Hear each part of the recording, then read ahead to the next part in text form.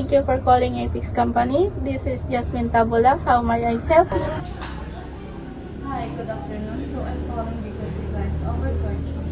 My subscription to you guys was supposed to be a flat rate of $30 per month. But for some reason, I am seeing 33 on my paper bills for the month of October. So I don't know what is going on. I really appreciate any explanation.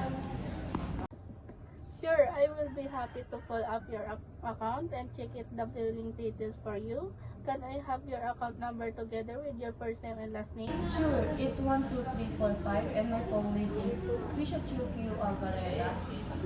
Thank you, Miss Keisha. Just give me a few seconds while I pull out your account. It was for the month of October this year, right? October 2025.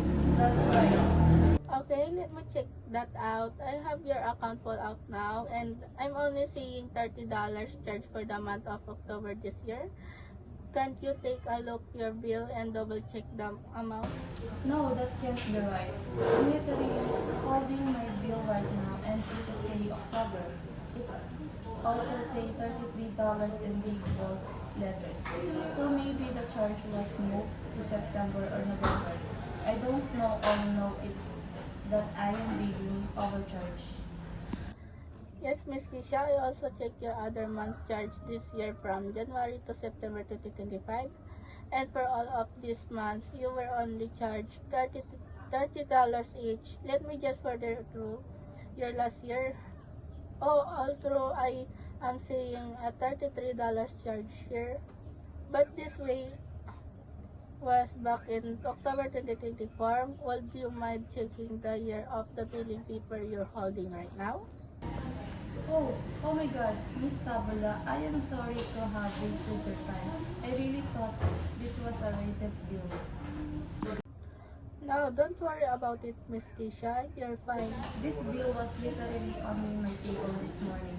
I must have dropped it when was I throwing garbage this morning.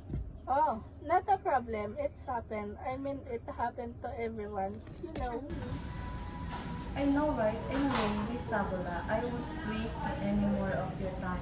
And thank you so much for your patience. You're welcome, Miss Keisha. Is there anything else that I can help you with today? Next. Nothing else. Have a good day. Have a good day, Miss Keisha. Thank you for calling Apex Company. Bye.